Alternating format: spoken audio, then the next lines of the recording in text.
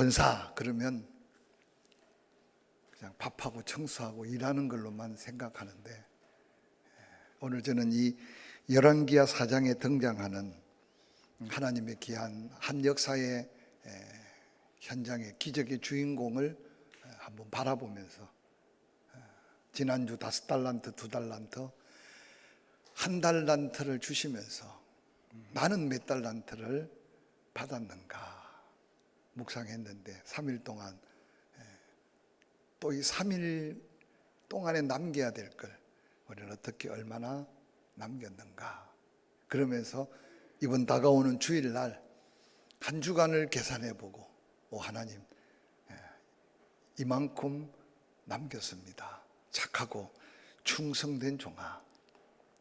특별히 달란트 비유에서 너무 감동이 있는 것은, 1달란트 땅에 묻었던 그걸 뺏어서 10달란트 가진 자에게 주면서 있는 자는 더 풍족해 주고 없는 자는 있는 것까지 빼앗기리라. 그 의미 속에는 하나님의 놀라운 더한 은혜에 대한 약속인데, 귀한 권사의 사명을 다해가면서 있는 자에게 더해 주시는 그 은혜들을 삶에서 체험하면서 더한 감격으로 주를 섬길 수 있기를 주의 이름으로 간절히 축원합니다. 무엇이 필요한가? 설교 결론에 그렇게 물었어요. 기쁨이 필요합니까? 누구에겐가 기쁨을 주기 위해 애쓰고 힘쓰면 하나님은 아마 주는 기쁨보다 더한 기쁨을 주실 거예요. 행복이 필요한가? 누군가에게 행복한 삶을 위해 헌신하면 행복을 준 것보다 더한 행복으로, 건강, 삶의 모든 에너지가 그런 더한 은혜를 약속하신 하나님을 기억하시기 바랍니다. 신약의 하나님의 헌신과 수고에 대한 축복과 칭찬이었다면, 오늘 권사의 헌신 예배를 통해 구약의 역사 속에 나타난 이 두 여인을 소개하면서 우리 권사님들이 그 축복의 모델이 되고, 이 밤에 예배하는 저와 여러분들이 더한 은혜를 도전하는 믿음의 시간이 되기를 주의 이름으로 간절히 축원합니다. 이스라엘이 영적 어두움에 처해 있을 때 하나님은 그 백성을 심판할 수밖에 없었습니다. 사랑하니까 바알과 아세라 목상에게 빠져 그냥 버릴 수가 없으니까 하늘 문을 닫아서 3년 6개월 저 디셉이라고 하는 길앗 산지, 지금의 요르단 동쪽, 그 당시는 암몬 족속이 살고 있던 땅인데, 거기 엘리야라고 하는 시골 사람이 농사를 짓고 있는데 하나님이 불렀어요. 하나님이 부르시면 거역할 수 없는 거룩한 부담이 있습니다. 그래서 정말 사명자는 나의 의지와 나의 뜻이 아닌 하나님의 그 강력한 부르심 앞에 이 거룩한 부담으로의 순종이, 그게 사명이고 그게 얼마나 하나님의 영광과 이어지는지를 경험해 가면서, 힘들지만, 때로 아프지만, 때로는 손해도 보지만, 그 하늘로부터 임하는 감격 때문에 끝까지 사명의 십자가를 질 수 있는 게 바로 사명자에게 주어지는 축복이에요. 엘리야의 입에 말이 떠난 후에 하늘문은 닫혔고 3년 6개월, 즉 짐승뿐만 아니라 사람도 이제는 생사를 보장할 수 없는 위기. 그래서 엘리야가 갈멜산에서 850명의 바알과 아세라 목상을 섬기는 사제들을 그들의 본거지인 갈멜산에 불러놓고 엘리야는 호를 단신 그 갈멜산에 올라서, 그 영적인 엄청난 대결 앞에 이스라엘 백성들은 관심과 때로는 두려움 반 근심 반, 그러고는 모여든 그들에게 엘리야가 외치죠. 하늘에 불을 끌어내리는 신이 참 신이다. 이미 그들은 바알에게 마음, 물질, 삶을 다 바쳐왔어요. 그런데 결국 여호와의 이름으로 엘리야가 기도할 때 하늘에 불이 내렸고, 하늘에 불이 내린 엘리야의 제단 위에 엘리야의 기도로 닫혔던 하늘문이 열렸고, 할렐루야. 그리고 그곳에 작은 손바닥만한 기도 응답의 징조가 엄청난 축복의 먹구름이 되어서 온 이스라엘 대지에 비를 내립니다. 아무 일도 없을 때는 바알이 그들의 축복의 근원인 줄 알았어요. 아무 일도 없을 때는 바알이 그들의 모든 삶의 풍요로움의 근원인 줄 알았어요. 그런데 하나님이 하늘 문을 닫고 나니 바알이 아니라 하늘에 비를 내리는 하나님이 바로 그들의 하나님인 것을 깨닫게 되죠. 이 엄청난 영적 사역을 감당했던 엘리야의 시대도 하나님의 사명이 끝나니 부름받기 위해 하나님은 엘리야에게 하나님 앞에 나오라고 말합니다. 그때 엘리야가 자기의 사명을 이어갈 하나님의 사람 엘리사를 불러서 이제 그 사명의 임무 교대를 하는 장면이 열왕기하 2장에 소개됩니다. 놀랍게도 엘리사의 마음속에는 엘리야에게 여러 생도들, 즉 엘리야의 제자들이 많았지만 그 가운데 엘리사는 뜨거운 사모함이 있었습니다. 갑절의 은혜. 그래서 끝까지 엘리야를 쫓죠. 그래서 엘리야가 말합니다. 네가 참 힘들고 어려운 걸 구한다. 내가 받은 능력도 내게 아닌데 네가 어떻게 내가 가진 능력의 갑절을 구하느냐. 그러면서 마지막 은혜를 사모하며 끝까지 따르는 엘리사에게 하나님이 나를 어떻게 불러가시는지 네가 그 자리에서 목도할 수 있다면 나에게 주셨던 그 은혜, 네가 사모하는 갑절의 은혜를 하나님이 주실 거다. 놀랍게도요, 끝까지 엘리야를 따랐던 엘리사에게 불병거 불말이 내려와 그 선생 엘리야를 태우고는 하늘로 향하는 그 모습을 목도할 때 엘리야의 그 도시, 아마 하늘나라에는 그 도시 필요 없지 않겠어요? 바람결에 흘러내려온 그걸 붙들고 조금 전까지 요단강을 그 선생님의 기적적 능력으로 갈랐는데 선생님이 하늘로 부름받은 그 모습을 바라보고 엘리사에게는 어떤 감동도 어떤 역사도 없었어요. 그런데 엘리사는 그 선생님의 겉옷을 말아서 다시 선생님이 갈랐던 그 요단강을 가르고 건너갑니다. 그러고는 2장 3장 이어지면서 이제 엘리야가 아닌 엘리사가 바로 하나님의 대리인으로 그 백성을 이끌 영적인 지도자로 서게 되는 모습을 열왕기하 초반절에 소개하고 있습니다. 국가적인 전쟁을 엘리사가 기도하고 예언함으로 이기고 난 다음 여리고에 물은 있는데 그 물이 모든 나무에 열매를 맺지 못하게 하고 그 물이 독이 가득해서 그 물을 치료하고 난 다음 4장에 등장하는 놀라운 한 사건이 두 여인이 등장하면서 하나님의 역사를 소개하고 있습니다.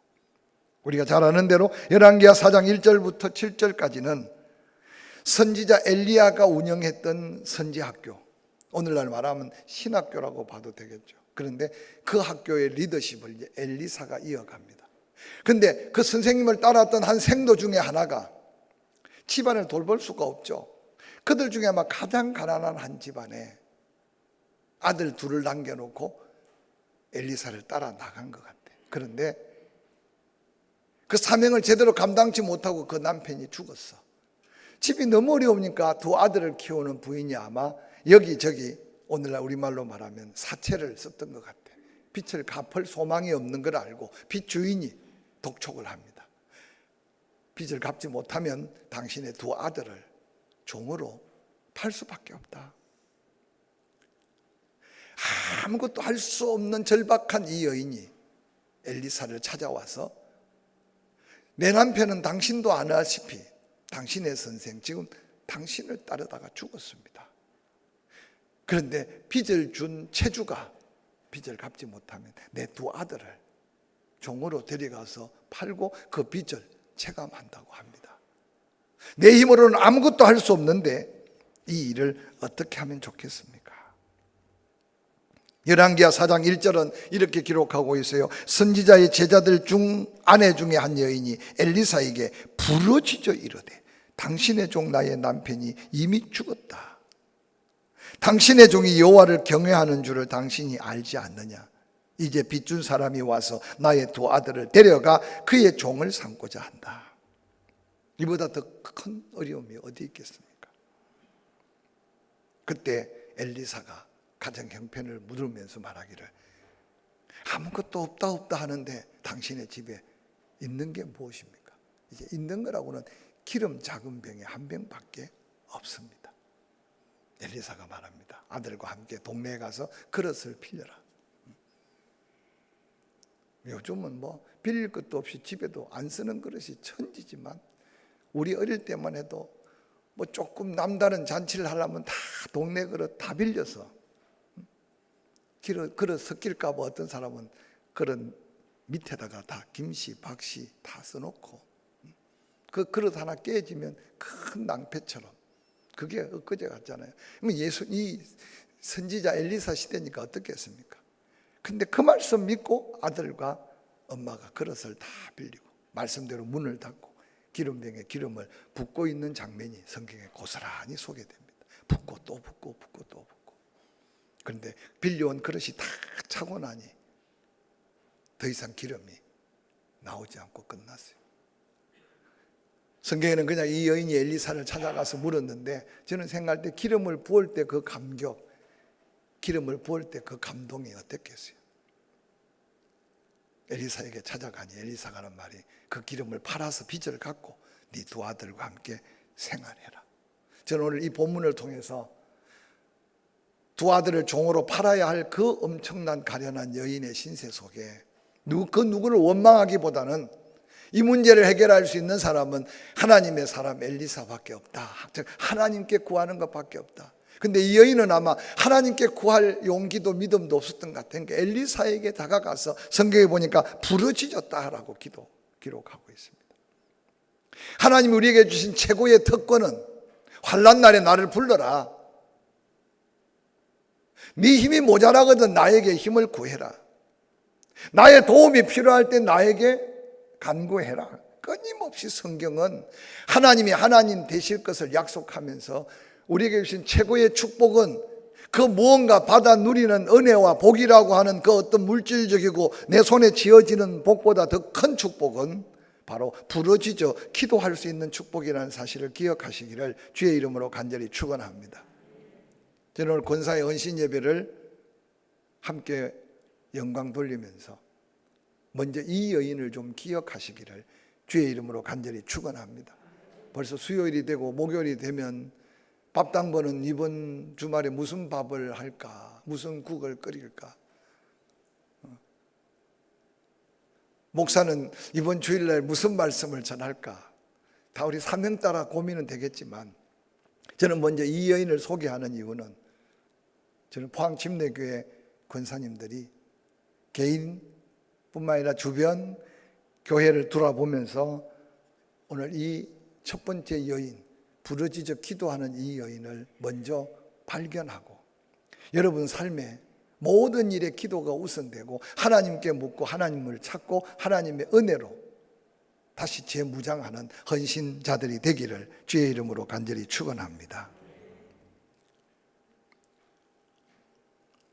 우리들이 즐겨 부르는 찬양 중에 에드가 스타이테스가 작사를 하고, D.L. 무디가 부흥회를 할 때 항상 D.L. 무디 그 목사님이 엄청난 복음과 영적 영향력을 미칠 수 있도록 설교하기 전에 찬양했던 유명한 동역자가 있어요.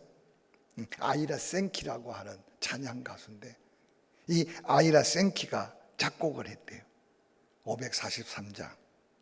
우리가 너무나 잘 아는 찬송에, 어려운 일 당할 때 나의 믿음 적으나 의지하는 내 주를 더욱 의지합니다. 세월 지나갈수록 의지할 것뿐일세. 아무 일을 만나도 예수 의지합니다. 성령께서 내 마음에 밝히 비춰주시네. 인도함을 따라서 주만 의지합니다. 세월 지나갈수록 의지할 것뿐일세. 아무 일을 만나도 예수 의지합니다. 밝을 때에 노래며 어두울 때에 기도와 위태할 때 도움을 주께 간구합니다. 세월 지나갈수록 의지할 것뿐일세. 아무 일을 만나도 예수 의지합니다. 마지막 절, 생명이 있을 동안에 예수 의지합니다. 천국 올라가도록 의지할 것뿐일세. 세월 지나갈수록 의지할 것뿐일세. 아무 일을 만나도 예수 의지합니다. 오늘 가장 어렵고 아무것도 할 수 없는 것 같은 절박한 순간에 엘리사에게 부르짖고 있는 이 여인을 여러분의 삶의 기도의 모델로 삼고 주의 일을 하면서 개인 삶의 여러 가지 환경 속에 위기가 닥칠 때마다 부르짖어 기도해서 하나님의 지혜, 하나님의 해결, 하나님의 회복의 기적을 끊임없이 체험해 갈 수 있기를 주의 이름으로 간절히 축원합니다. 한 시편 저자는 이렇게 노래합니다. 시편 50편 15절에 환난 날에 나를 불러봐라. 내가 너를 건져줄 거다. 그리고 네가 나를 영화롭게 하게 될 거다. 그 환난을 명쾌되는 걸 넘어서 환난 날에 머리 싸매고 누워서 원망하고 불평하지 말고 환난 날에 전능하신 하나님을 부르라는 거예요. 그러면 내가 하나님이 너를 건져주겠다. 내 혼자 몸부림치면 도리어 나도 힘들고 주변 다 초상집인데 하나님의 구원의 은혜, 하나님의 회복의 은혜, 응답의 은혜를 경험하는 그 순간 내 믿음을 키우고 내 삶을 더 드러내어서 하나님 영광되게 해서 너가 나를 영화롭게 하게 만들 것이라고 말씀하셨습니다. 이 시편 저자의 노래가 사도 바울의 고백은 고난이 유익이다. 환난이 나를 더 감격 속에 하나님의 영광이 되게 했다. 그래서 사도 바울은 그 은혜를 경험하면서 나는 먹어도 마셔도 하나님의 영광이 나의 삶에 거룩한 하나님의 역사다라고 고백했습니다. 시편 81편 5절에서 7절은 이렇게 노래합니다. 하나님이 애굽 땅을 치러 나가시던 때에 요셉의 족속 중에 이를 정글을 세우셨도다. 거기서 내가 알지 못하던 말씀을 들었다. 이러시되 내가 그의 어깨에서 짐을 벗긴다. 그의 손에서 광주리를 놓게 한다. 그 고통스러운 애굽의 종살이. 7절 내가 고난 중에 부르짖음에 내가 너를 건졌고 우레소리의 은밀한 곳에서 내게 응답하며 머리바 물가에서 너를 시험하였다. 하나님이 즉 건져주고 지켜주고 함께 했다는 약속을 출애굽의 역사 속에 기억하고 하나님을 찬양합니다. 열왕기하 4장 2절에 여인의 부르짖음을 듣고 엘리사가 저에게 이르되 내가 너를 위하여 어떻게 하랴? 내 집에 있는 게 뭔지 구하라. 계집종의 집에 한 병 기름 외에는 아무것도 없나이다. 여러분, 그 한 병 기름이 기적이 될 줄 몰랐으니까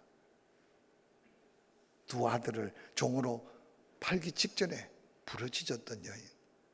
우리 권사님들 삶에 한 병의 기름보다 훨씬 더 많고 다양한 게 있는데도 어느 날 낙심하고 실망하고 원망한다면 기도하지 않고 기도하기를 쉬는 죄라고 했던 사무엘의 심령의 안타까움이 다시 한번 생각나서 기도로 시작하고 기도로 풀고 기도로 해결하고 할렐루야.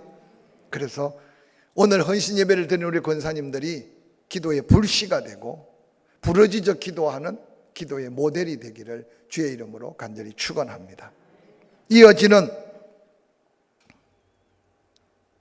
말씀 속에 이 수넴 여인이 소개됩니다. 이 수넴이라는 동네 이름이 뜻이요 2개의 휴식 장소라는 뜻입니다. 참 그런 동네에 그런 여인이 살았어요. 수넴. 이스라엘 성지를 연구하다 보면요, 갈멜산 서쪽 끝에 해안에 있잖아요. 그리고 북쪽에 나사렛, 그리고 동쪽으로는 다볼산이라고 있는데 이스라엘의 유일하게 그 산이요 너무 예뻐요. 꼭 잘생긴 무덤 같은 그런 모양으로 아주 균형미 있게.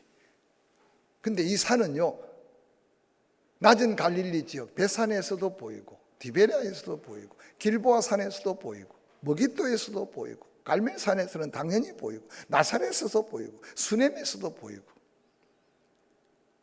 그 제가 성지를 공부할 때 저를 가르쳤던 선생님이 여기도 보이죠, 저기서도 보이죠. 그래서 다 보여가지고 다볼산이라고 한다고. 잊어버리지도 않아요. 여러분 안 가봐도 그냥 갈릴리 주변에서 다 보이니까 다볼산이다. 다볼산에서 서남쪽으로 한 8km니까 멀지 않죠. 그곳에 모래산이라고 하는 산인데 그 산 기슭에 수넴이라는 동네가 있어요. 수넴 동네에서 조금만 동북쪽으로, 그러니까 조금만 북쪽으로 가면 나인성 가부가 살았던 그 나인성이 있어요. 수넴 동네에서 서쪽으로 바라보면 이스라엘의 가장 풍요로운 이스라엘 평야가 쫙 펼쳐져 있어요. 당연히 부유하겠죠.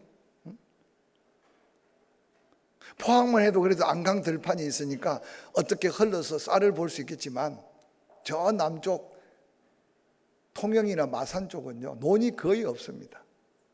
그러니까 쌀 구경하는 게 얼마나 어려운지 몰라요. 그런데 쌀을 구경하지도 못했던 곳에 사는 사람은 쌀밥을 못 먹어도 저 여주 들판이나 김제 평야에 사는 사람들은 생선은 못 먹어도 쌀밥은 먹었는 게 그 농경 문화 속의 지리적인 환경이에요. 그러니까 오늘 이 수넴이라는 동네는 그 앞에 넓은 이스라엘 평야를 품고 있기 때문에 부유했다. 그렇게 생각하면 좋을 거예요. 근데 이름도 두 개의 휴식 장소다. 이 사갈 지파에게 분배됐던 땅인데 비옥한 이스라엘 평야를 가지고 있었으니까 그곳에 부유한 한 기부인이 소개됩니다. 그런데 엘리사가 저 갈멜까지 그 먼 길을 오고 가면서 제자들을 양육하고 영적인 사역을 감당하는데 갈멜에 갔다 오고 지나가는 데는 꼭 수넴이라는 동네를 거쳐가는 거예요. 근데 보니까 너무 지쳐 보여. 근데 엘리사를 보는 순간 이 수넴 여인이 하나님의 거룩한 선지자임을 마음에 확신했다. 보는 눈이 달랐어요. 창세기 18장에 아브라함이 장막문에 앉았다가 그를 축복하러 온 하나님의 새 천사, 하나님의 사자를 바라보고 기쁨으로 영접하고 그러고는 잘 대접해서 하나님의 축복을 약속받았던 것처럼 오늘 이 수넴 여인은 벌써 보는 게 달랐어. 영적 안목이 있었어요. 정말 하나님의 일꾼들은요, 이 지혜가 필요해요. 이 영적인 분별력, 판단력이 필요했다는 거죠. 열왕기하 4장 8절은 이렇게 말합니다. 하루는 엘리사가 수넴에 이르렀더니 거기 한 귀한 여인이 그를 간건하여 음식을 먹게 하였으므로 엘리사가 그곳을 지날 때마다 음식을 먹으러 그리로 들어갔다. 엘리사가 체면 없는 사람은 아니었을 텐데 얼마나 반갑고 따뜻하고 친절하게 했으면 그를 지날 때마다 이제 음식을 먹었다는 거죠. 그런데 그 여인이 보니까 식사만 해결할 게 되는 게 아니라 그 거리가 너무 머니까 쉬어가게 했으면 좋겠다. 이 지혜로운 여인이 남편에게 말합니다. 항상 우리 집을 지나가며 우리에게 밥을 먹는 이 사람은 하나님의 거룩한 사람인 줄 내가 알았다. 청하건대 우리가 그를 위하여 작은 방 하나를 담위에 만들고 침상과 책상과 의자와 촛대를 준비해주고 그분이 지나가다가 하룻밤을 쉬었다 갔으면 참 좋겠다. 제 후배가 침례 교회사를 박사과정을 공부하면서 저도 교회사에 좀 관심이 많았지만 한번 연락이 와서 제 자료를 좀 요청해서 제가 가진 자료도 주고 그러면서 제가 우리 원로 목사님을 소개하고 문종림 장로님을 소개했어요. 왜냐? 동아기독교에 살아있으면서도 가장 역사적인 현장에 대한 지식을 가지신 분이니까 그래서 와서 인터뷰도 하고 또 녹음도 하고 또 자료도 몇 개 보고 그래서 그분이 침례신학대학에 처음으로 한국 침례교회사 논문을 써서 PhD 박사를 받았어요. 근데 그때 저는 몰랐는데 우리 문종림 장로님께서 하는 간증을 듣고 깜짝 놀랐어요. 역사적으로는 알았지만 우리 문종림 장로님이 울진 용장교회 부모님들이 대를 이어 섬겼는데 장로님이 어렸을 때 보면 이 개원, 신계, 이 포항 쪽에서 깨끗한 두루마기를 입은 그런 성도들이 3355 당시 울진이 얼마나 멀었겠어요. 걸어가다 원산까지 가야 되는데, 그래서 울진에 오면 당신 아버님이 머무르는 그 집에 하룻밤을 머물고 쉬어서 원산을 간대. 근데 원산에 가면 우리 침례교 총회 본부가 있고 페닉 선교사님이 얼마나 철저하게 복음에 대해서, 구원에 대해서 철저했으면 누가 복음을 전했든지 간에 복음을 받아들이고 구원받은 사람은 당시 초창기에 페닉 선교사한테 구원 상담을 받고 구원에 대한 확신이 있는 사람은 침례를 받고, 그러고는 증명서를 만들어줬어요. 전도인이라고 하는 증명서.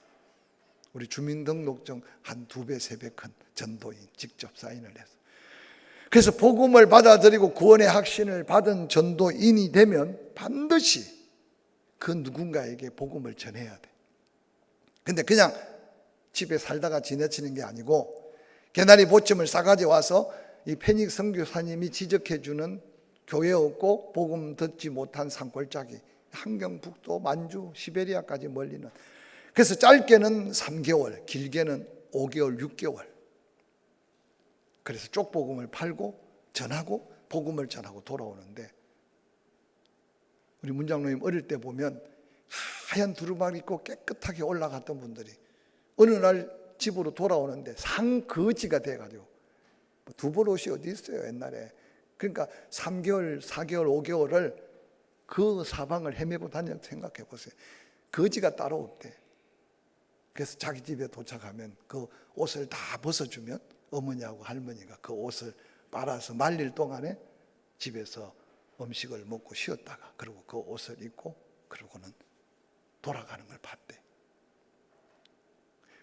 공주의 안중모 목사님 어머님도 전도 부인, 전도인이 돼서 그렇게 온 땅에 그렇게 전한 복음이 바로 울릉도도, 저 문경도, 그때 울진에서 포항으로 거쳐 지나가면서, 그래서 오늘날 한국 침례교회 복음의 가장 근본적인 뿌리가 바로 원산에서부터 북쪽이 주로 복음을 전했고, 그리고 그 복음이 남쪽 동해안을 타고, 그래서 울릉도에 100년이 넘게 가장 먼저 복음이 들어갔고, 그 내려오다가 부령계곡 그쪽을 타고 점촌까지, 점촌에도 100년 넘은 교회들이 여러 교회가 있고, 그러고는 울진, 포항 이 지역에 그렇게 복음이 전해졌어요.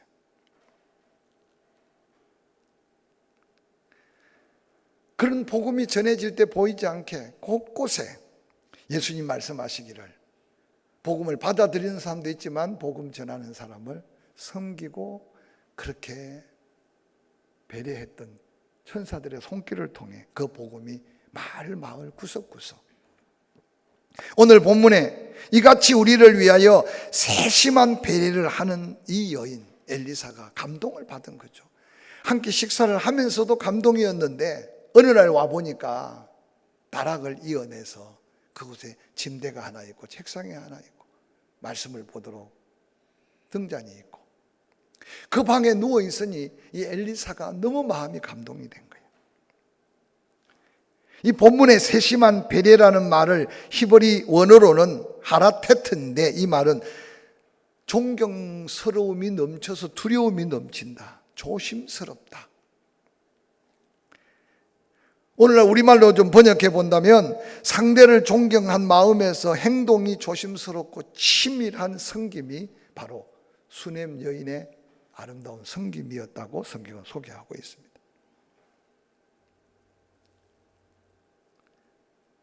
열왕기하 4장 13절에 선지자 엘리사는 이렇게 말합니다. 내가 이같이 우리를 위해 세심한 배려를 하는도다. 내가 너를 위해서 뭘 해주기를 원하느냐라고 묻습니다. 오늘 감동받은 엘리사가 수넴 여인에게 고백한 고백은, 우리가 하나님을 섬겨갈 때 끊임없이 성경 곳곳에 하나님이 먼저 우리에게 축복을 약속했지만 때로는 내가 너에게 뭘 해주기를 원하느냐. 예수님도 소리쳐 믿음으로 부르짖는 그를 불러 소경 바디모에게 너 왜 그리 소리 지르냐, 내가 너에게 뭐 해주기를 원하느냐 놀랍게도 그 믿음을 보시고 보기 원합니다. 즉시 보게 됐던 기적을 기억하게 될 겁니다. 저는 오늘 헌신 예배를 드리는 우리 귀한 수냄 여인같이 은혜 속에 사명 맡은 헌신을 감당할 때 누구든지 감동시키는 수냄 여인의 세심한 배려, 그 아름다운 믿음의 모델을 삼고 여러분의 마음 손길, 아름다운 헌신의 모습이 전해지는 곳곳에 많은 사람들을 감동시키는 손길이 되기를 주의 이름으로 간절히 축원합니다.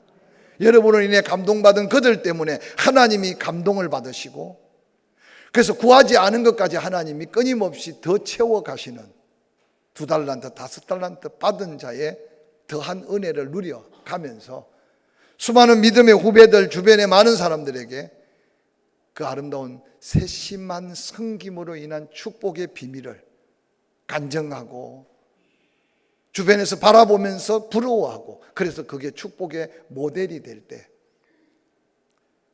권사의 직분이 더 사모함이 되고 더 감사할 제목이 되지 않을까 생각해 봅니다. 수냄 여인의 이 아름다운 세심한 섬김의 증거로 하나님은 축복해 주셨는데, 열왕기하 4장 15절에 이 여인이 대답하기를 나는 아무 조건 없고 아무 바랄 것 없습니다. 아무 부족한 것 없습니다. 그런데 엘리사의 마음속에 거룩한 감동이 왔던 것 같아. 15절 다시 불러라. 다시 부르매 여인이 문 앞에 문을 삐뚤이 열고 섰어요. 엘리사가 이르되 한 해가 지나 이때쯤 내가 아들을 안으리라 하니 여인이 이르되 아니로소이다. 내 주 하나님의 사람이여 당신의 계집종을 속이지 마소서 하니라.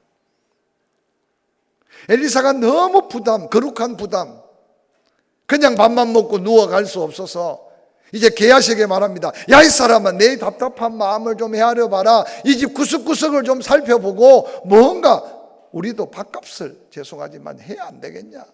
뭔가 하나님이 나를 통해 뭔가 은혜를 베풀려고 하는데 좀 네가 돌아봐라. 그 게하시가 다시 두 눈을 뜨고 온 사방을 살피면서 돌아왔어요. 돌아와 보니까 아니, 이 집에 남편도 있고 이 집에 뭔가 부족한 것도 없고 종들도 있고 보니까 땅도 많고, 그런데 애가 안 보입니다. 애가. 그럼 게하시가 아마 수습을 해보지 않았겠어요? 알고 보니까 이 여인이 모든 것이 다 있어도 한 가지 부족한 게 인생 아니겠어요? 아이를 못 낳는 거예요. 근데 여인에게요, 남편도 있고 재물도 있고 모든 게 있어도 당시 히브리 사회 속에 이 아이가 없다는 것은 여인으로서 사실 저주받은 인생같이 느껴질 정도로 이 여인에게는 가장 심각한 핸디캡이. 그 소식을 듣자마자 엘리사가요, 여인을 부른 것이 본문의 말씀입니다. 하나님이 얼마나 감동받고 엘리사의 간구함에 사모함이 있었던지 엘리사가 그 감동 가운데 그대로 선포합니다. 내가 내년 이맘쯤 네가 아들을 안을 것이다. 오늘 이 수냄 여인의 믿음은요, 아들을 구할 믿음도 아니고 이제 그 아들에 대한 사모함도 이미 포기한 인생 아니겠어요? 그러니까 이 수냄 여인도요, 뭐 인사치레로 그렇게 하지 마십시오. 괜찮습니다. 계집종을 속이지 말라는 게 뭐겠어요? 불가능하다는 거죠. 그런데 17절 여인이 과연 잉태하여 한 해가 지나 이때쯤 엘리사가 여인에게 말한 대로 아들을 낳았다. 이 수냄 여인이 아들 낳는 것보다 더 큰 어려움이 뭐 있겠어요? 아니, 더 큰 기적이 뭐가 있겠어요? 오늘 헌신 예배를 드리는 권사님들, 이 밤에 함께 예배하며 일꾼들을 격려하는 성도들 여러분, 수냄 여인이 낳을 수 없는 아들을 낳은 것보다 더 큰 기적이 내게 뭐 필요하겠어요? 이 말씀을 마음에 담고 또 70 먹었는데 또 아들 주실까 안 주실까 시험하지 말고, 필요하면 주시겠지만 불가능한 아들을 낳게 하신 하나님이라면 내 인생에 구하는 걸 더 좋은 것으로 주시지 않겠느냐는 예수 그리스도의 그 약속을 확신하면서 부르짖어 기도하는, 응답받아 세밀한 섬김으로 섬김의 증거를 남기는 믿음의 남은 생애가 될 수 있기를 주의 이름으로 간절히 축원합니다. 뿐만 아니라 이 가정도 오늘 한국 삶의 현장에 경제적인 위기가 왔듯이 이 지역에 흉년이 오고 8년 동안 이 지역을 떠났어야 됐어요. 그리고는 7년 동안 떠나고 8년 돌아온 거죠. 와보니까 이 수넴 여인 집에 재산도 모두 다 흩어져 버리고 땅도 다 딴 사람이 주인 노릇하고 있고 아무것도 없는 거예요. 그래서 수넴 여인이 왕께 나아가서 하소연을 하고 있는 장면이 열왕기하 8장에 등장합니다. 왜 이 8장을 거기다 붙여놨는지 모르겠어. 저는 그냥 아들 낳고 잘 살았다 끝나야 되는데 아들 낳고 잘 살아서 끝난 게 아니라 그렇게 세심하게 헌신한 이 여인, 끝까지 하나님이 책임지시는 은혜를 소개하고 있지 않는가 생각해요.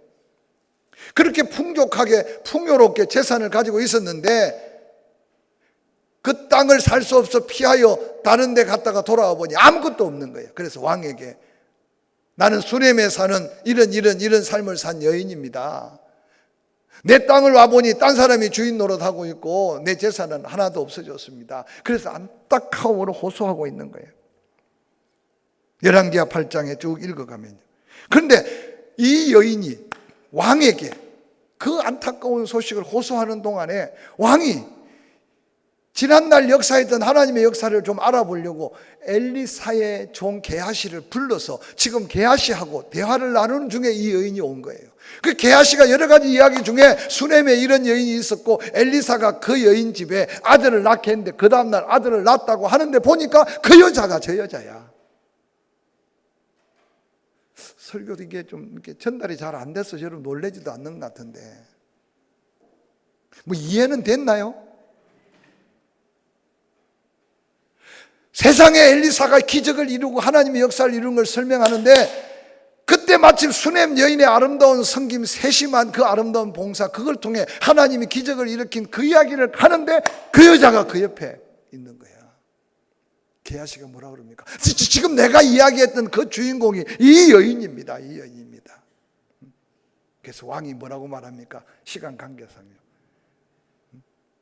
토지를 관리하는 사람 불러서 이 수넴 여인이 이전에 가졌던 토지를 다 찾아서 다시 되돌려주고 지난 세월 동안에 그 토지의 소산, 그 토지에 대한 이자까지 쳐서 이 여인에게 다 다시 보상해줘라. 여러분, 저는 이 열왕기하 8장을 읽으면서요, 하나님께 은혜 받아 하나님을 감동시킨 믿음의 여인 수넴 여인에게 하나님 끝까지 세심하게 하나님이 돌보심은 우리에게 약속한 소망의 축복인 걸 기억하시기를 주의 이름으로 간절히 축원합니다. 섬기고 헌신하다가 낙심하지 말고 말 한마디, 때로는 주변에서 내가 섬기는 걸 알아주지 않는다고 너무 마음 아파하지 말고 하나님이 그 모든 걸 받으시되 하나님을 감동시키고 많은 성도들을 감동시켜 갈 때 이 수넴 여인이 믿음의 이 증거가 우리 권사님들의 남은 생에 포항침례교회 오른손이 하는 것을 왼손이 모르게까지 섬기는 그 모든 자리에 하나님이 갚아주실 수 있기를 주의 이름으로 간절히 축원합니다.